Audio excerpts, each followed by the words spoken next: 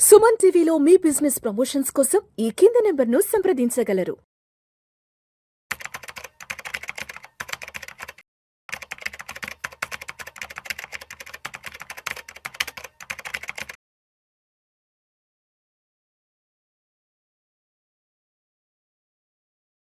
నమస్తే మాధవరెడ్డి గారు. నమస్తే అండి. Welcome to Vishnu talks and welcome to Suman TV. Thank you. So Madhava Reddy గారు, మా టీం ఇవాళ మన షూటింగ్ ఉందని చెప్తే ఈ క్రెడిట్ కార్డు కి సంబంధించి ఏదో ఒక టాపిక్ చేయమని చెప్పారు. నేనైతే క్రెడిట్ కార్డు వాడట్లేదు. అయ్యో, దాని గురించి నాకు పెద్ద అవగాహన కూడా లేదు. ఈ క్రెడిట్ కార్డు పేమెంట్లు ఏవేవి ఉంటాయి కదా, సైకిల్ ఉంటుంది, అదేదో నాకు పెద్ద ఐడియా కూడా లేదు. బికాస్ నేను వాడను కాబట్టి. నేను క్రెడిట్ కార్డ్ ట్రాప్ లో అయితే లేను. అది నేను చాలా గర్వంగా చెప్పుకుంటున్నాను. నిజమండి, చాలా తక్కువ మంది ఉంటారు. సో ఇప్పుడు చాలా మంది ఈ క్రెడిట్ కార్డు వాడుతూ ఉంటారు. నెలకు 10,000 15,000 ఎంతో బిల్లు వస్తుంది. దానికి ఏదో మినిమం అమౌంట్ ఏదో కట్టేసేసి ఊరుకుంటారు. చాలా మినిమం అమౌంట్ కట్టేసాం కదని ఏదో రిలాక్స్ అయ్యి మన కంఫర్ట్ లో ఉన్నాం అనుకుంటారు కదా. సో అలా మినిమం అమౌంట్ కట్టేసి మిగతాది కట్టకుండా ఆ ఉండడం అనేది కరెక్ట్ అంటారా? ఇది మనం బ్యాంకు ట్రాప్ లో ఉన్నామంటారా? సో మీకంటే మీరు వాడట్లేదు కాబట్టి మీకు తెలియట్లేదు. మీరు చాలా వేలల్లో చెప్తున్నారు. ఇప్పుడు ఎవరు వేలల్లో లేవండి, లక్షల్లో ఉంటాయి క్రెడిట్ కార్డ్ అవుట్ స్టాండింగ్స్. ఎందుకంటే మా దగ్గర క్లయింట్స్ వస్తూ ఉంటారు, మేడం నాకు 2 lakh అవుట్ స్టాండింగ్ ఉంది, 3 lakh అవుట్ స్టాండింగ్ ఉన్న చెప్పే వాళ్ళే గానీ వేలల్లో క్రెడిట్ కార్డు అలాంటివి ఆ రోజులు లేవులేండి సార్.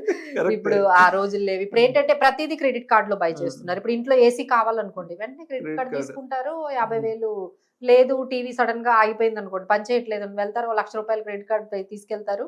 ఆ క్రెడిట్ కార్డ్ తోని ఆ టీవీ కొనేస్తారు. లేదు వెకేషన్ కి వెళ్ళాలి, ఏదైనా ఫ్లైట్ బుక్ చేసుకోవాలి, ఫ్లైట్ టికెట్స్ బుక్ చేసుకోవాలి అంటే ఎంత అవుతుంది సార్? వేలల్లో ఎక్కడుంది ఇది? అంటే నాకు తెలియదు కాబట్టి నేను 5,000 10,000 అని చెప్పాను. లేదండి, ఈ రేంజ్ కాదు ఇది. ఇప్పుడు క్రెడిట్ సో ఇదేంటంటే ప్రతి వాళ్ళకి అండి లిమిట్ అనేది ఇప్పుడు ఏం చేస్తున్నారు అంటే, బ్యాంక్స్ అప్పుడులా లేవండి. బ్యాంక్స్ ఎక్కువగా క్రెడిట్ లిమిట్స్ ఎక్కువ ఇచ్చేస్తున్నాయి. అప్పట్లో వాళ్ళ శాలరీ బట్టి ఇంత లిమిట్ అనేది కొంచెం తక్కువ ఇచ్చేవాళ్ళండి. ఎప్పుడైతే బ్యాంక్స్ దగ్గర మనీ ఎక్కువగా ఉందో, సో క్రెడిట్ అవైలబిలిటీ మార్కెట్ లో చాలా పెరిగిపోయింది. సో ఒక 50,000 శాలరీ వచ్చిన వాళ్ళకు కూడా 6 లక్షల నుంచి 10 లక్షల వరకు లిమిట్ ఇచ్చే క్రెడిట్ కార్డులు కూడా ఉన్నాయి. అంటే ఒకటి కాదండి, అంటే మీరు ఒకటి కూడా వాడట్లేదు. మిగతా వాళ్ళ దగ్గర మీరు ఎవరిని చూసినా ఫోన్లు అయితే వస్తుంటాయి మార్నింగ్ 8 9 o'clock. సార్ మీకు ఒక 4 లక్షలు ఇస్తాం. ఎందుకంటే బ్యాంక్ కి బాగా సోర్స్ ఆఫ్ ఇన్కమ్ ఏదంటే క్రెడిట్ కార్డ్. వచ్చే పెద్ద బిజినెస్ వాళ్ళ క్రెడిట్ కార్డ్. ఎందుకంటే మీకు మినిమం 30-35% నుంచి 45% పర్ యానమ్ చార్జ్ చేసే క్రెడిట్ కార్డ్స్ మార్కెట్ లో ఉన్నాయి. సో వాళ్ళ సిబిల్ స్కోర్ బట్టి, వాళ్ళ అవకాశం బట్టి, వాళ్ళ అవసరాన్ని బట్టి వాళ్ళ ఇంట్రెస్ట్ రేట్స్ ఈ 30% నుంచి 45% వరకు మార్కెట్లో వేస్తున్నారు. అంటే అది ఎంత పెద్ద బిజినెస్ మీరు అర్థం చేసుకోగలరు. సో అంటే మనకి నెలకి 3% అనుకోండి, నెలకి 3% వడ్డీ అంటే ఎంత అండి? లక్ష మీద 3,000 కట్టాలి. దీన్నే మినిమం బ్యాలెన్స్ అంటారు. ఓకే, 1 లక్ష రూపాయలు మనం తీసుకుంటే మినిమం బ్యాలెన్స్ ఎంత కట్టాలి? 3,000 నుంచి 4,000 కట్టాలి. అంటే మీరు కడుతున్నది ఏంటి? Only interest part. మరి ప్రిన్సిపల్ ఎప్పుడు కడతారండి? సో ఇదంతా చాలా మంది ఏం చేస్తారు అంటే వాళ్ళ కన్వీనియన్స్ కోసం, అంటే ఇప్పుడు సడన్ గా మీరు సడన్ గా కారుకి డబ్బులు తగ్గాయనో, లేకపోతే మనకి ఏసీ కావాలనో, లేకపోతే కూలర్ కావాలనో, వెకేషన్ కి వెళ్ళాలనో మీరు కట్టేస్తే నెక్స్ట్ మంత్ నుంచి ఇన్కమ్ పెరిగిపోదు కదా. ఇన్కమ్ పెరగదు కదా. ఇదంటే మీరు 1 డేలో మీరు వాడేసుకుంటూ ఉన్నారు లక్షల్లో, బట్ నెక్స్ట్ మంత్ నుంచి మీకు వచ్చే శాలరీ అదే కదా. మరి మీరు ఎక్కడి నుంచి కడతారు? కట్టలేరు. అప్పుడు వీళ్ళు ఏం చేస్తారు? ఈ షార్ట్ టర్మ్ రిలీఫ్ కోసం ఓన్లీ మినిమం బ్యాలెన్స్ కట్టడం అలవాటు చేసుకుంటారు. అంటే ఏంటి? ఓన్లీ ఇంట్రెస్టే మీరు కడుతున్నారు. ఎందుకంటే మీ దగ్గర ఇన్కమ్ పెరగలేదు, కాకపోతే అప్పు అయితే పెరిగిపోయింది విపరీతంగా. సో మీరు ఏం చేస్తున్నారు? లక్షకు 3,000 అంటే 2 లక్షలు ఉంటే 6,000, 6,000 నుంచి 7,000 కడుతున్నారు. మరి ఈ ప్రిన్సిపల్ ఎప్పుడు తీర్చాలి? సో ఇది ఏమవుతుందంటే నెమ్మదిగా ఎవరైతే ఈ షార్ట్ టర్మ్ రిలీఫ్ కోసం ఈ క్రెడిట్ కార్డులు తీసుకొని మినిమం బ్యాలెన్స్లను ఎవరైతే కడుతూ వెళ్తూ ఉన్నారో, ఒక టైంకి వెళ్ళేటప్పటికి అది లాంగ్ టర్మ్ బర్డన్ గా తయారవుతుంది. లాంగ్ టర్మ్ లైబిలిటీగా చాలా ఎక్స్పెన్సివ్ గా మీకే అనిపిస్తుంది. సో దాని తర్వాత వాళ్ళు ఏం చేస్తారంటే ఈఎంఐలుగా కన్వర్ట్ చేసుకోవడం మొదలు పెడతారు.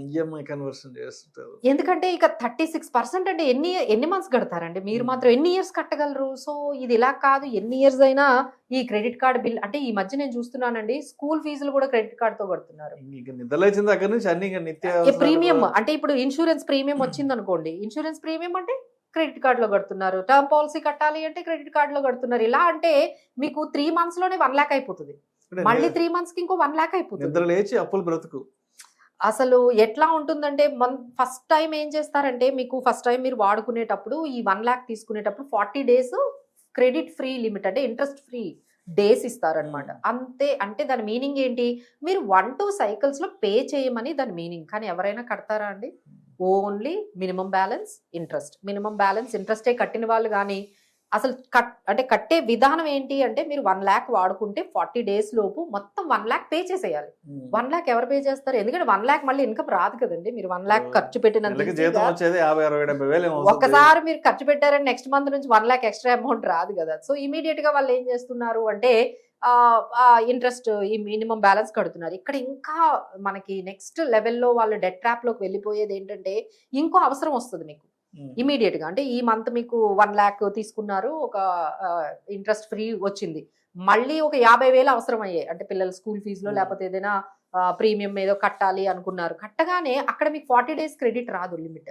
అంటే 40 days అనేది మీకు ఫస్ట్ అవుట్ స్టాండింగ్ మీదే వస్తుంది. నెక్స్ట్ అవుట్ స్టాండింగ్ ఏదైతే మీరు కొత్తగా యాడ్ చేసుకున్నారో దాని మీద మీకు 40 days ఫ్రీ టైం అనేది మీకు రాదు. దానికోసమే చాలా మంది ఏం చేస్తారో తెలుసా, ఇంకో కొత్త క్రెడిట్ కార్డు తీసుకుంటారు. అందుకనే ప్రతి మనం పర్స్ లో చూసుకుంటే 4-5 క్రెడిట్ కార్డులు ఉంటాయి. అంటే చాలా మంది 4-5 క్రెడిట్ కార్డులు వాడడం అదేదో సోషల్ స్టేటస్ లాగా.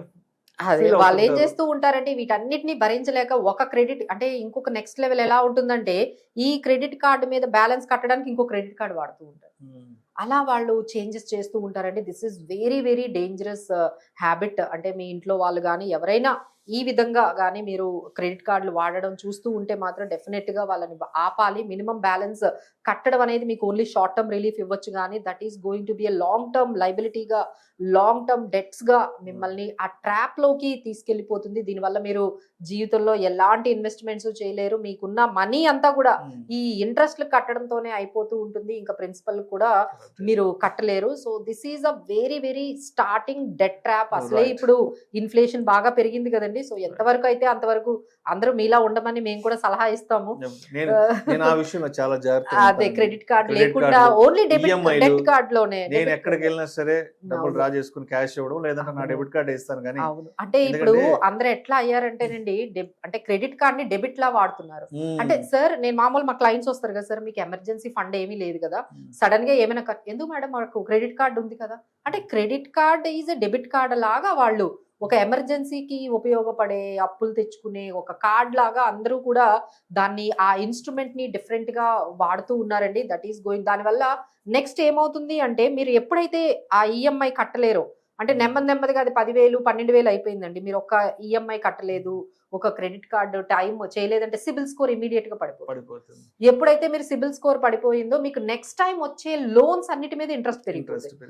మీకు హోమ్ లోన్స్ రావు అని మేము చెప్పట్లేదు, మీకు వస్తాయి. ఎవరో ఒకరు మీకు మళ్ళీ మీరు సిబిల్ స్కోర్ పడిపోయినా మీకు వస్తాయి లోన్స్, కానీ ఎంత ఇంట్రెస్ట్లకు వస్తాయి.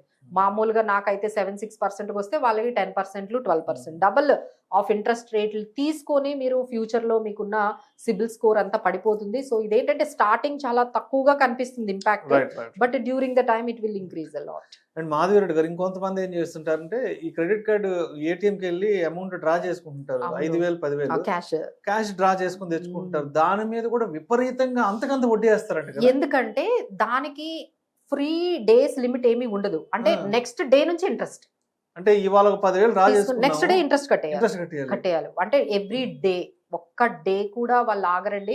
So that is most dangerous. ఏంటంటే మీరు ఏటీఎం కి వెళ్ళి అదేదో డెబిట్ కార్డ్ లాగా క్రెడిట్ కార్డ్ చెప్పారు, క్రెడిట్ కార్డ్ ని డెబిట్ కార్డ్ వాడితే ఎంత జీవితం ఎట్లా అవుతుంది. వాళ్ళు ఏం చేస్తారంటే ఏటీఎం లో కూడా క్రెడిట్ కార్డ్ ని పెట్టి క్యాష్ తీసుకునే కొంతమంది ఉన్నారండి. సో వాళ్ళైతే మరీ అంటే ఇంకో నెక్స్ట్ లెవెల్ కి వెళ్ళిపోయినట్టే. వాళ్ళకి ఏంటంటే ఇమీడియట్ గా నెక్స్ట్ డే నుంచి ఇంట్రెస్ట్ పడుతుంది, చార్జెస్ కూడా చాలా హెవీగా ఉంటాయండి. ప్లీజ్ దయచేసి ఈ క్రెడిట్ కార్డ్ ని తీసుకొని వెళ్ళి మీరు మనీని డ్రా చేసుకోవడం కానీ, ఆ మనీని తెచ్చుకోవడం కానీ చేసి, అట్లీస్ట్ మీరు ఎక్స్పెండ్ చేసిన మీకు కొంత 40 డేస్ లిమిట్ వస్తుంది. కానీ Hmm. ఎప్పుడైతే మీరు క్యాష్ డిపాజిట్లు క్యాష్ కానీ వాడుకున్నట్టయితే మీకు ఆ 40 డేస్ ఫ్రీ లిమిట్ కూడా రాదు. సో క్రెడిట్ కార్డులు ఎవరైతే వాడుతూ ఉన్నారో వాడడం తెలియడం లేదు, ఇంట్లో వాళ్ళు కొంచెం ట్రాక్ చేస్తూ ఉంటే అట్లీస్ట్ వీ క్యాన్ అట్లీస్ట్ అక్కడ ఆపొచ్చండి. సో ఫస్ట్ థింగ్ ఏంటంటే ఎన్ని క్రెడిట్ కార్డ్స్ అవసరం లేదు, ఒక్కటి మెయింటైన్ చేయాలి, మిగతావన్నీ కూడా మీరు క్లోజ్ చేసుకుంటే బెటర్. ఎందుకంటే మీరు వాడినా వాడకపోయినా దాని మీద ఛార్జెస్ కట్టాలి. జస్ట్ మనం క్రెడిట్ కార్డ్ తీసుకొని తీసుకుంటే వాడకుండా అలా అలా పెట్టిన షెల్ఫ్ లోనో వార్డ్రోబ్ లోనో కరెక్ట్ బీరువాలో దాచిపెట్టుకున్నా కూడా దాని మీద దానికి charges. నెలకు 500-600 ఏదో అవునండి, మెయింటెనెన్స్ చార్జెస్ మెయింటెనెన్స్ కూడా ఏవో చార్జెస్ ఉంటాయి. ఉంటాయండి, ఇయర్లీ 500 చార్జెస్ ఉంటాయి. మినిమం నెలకు 500 పడతాయండి సో మెయింటెనెన్స్. చాలా మంది ఏం చేస్తారంటే వాడకపోయినా అలా వదిలేస్తారు, క్లోజ్ వదిలేస్తారు. చేయరు. సో మీరు ఎవరైతే ప్లీజ్ ఒకటి మెయింటైన్ చేసుకోండి, మిగతావన్నీ కూడా బ్యాంకుకు వెళ్ళి మాకు వద్దు అని క్లోజ్ చేసి ప్రాపర్ గా ఎన్ఓసి అనేది తీసుకోండి. కొంతమంది ఎన్ఓసి తీసుకోరు, దాన్ని వాడరు, ఎన్ఓసి తీసుకోరు.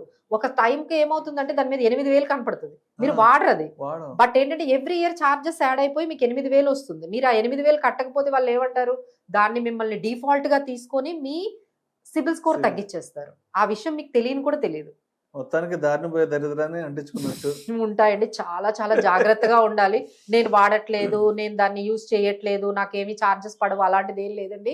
మీరు వాడకపోతే ప్లీజ్ మీరు దాన్ని ఇమీడియట్ గా ప్రాపర్ గా క్లోజ్ చేయండి. బ్యాంకుకు వెళ్ళి ఎన్ఓసి తీసుకొని ప్రాపర్ గా క్లోజ్ చేయండి.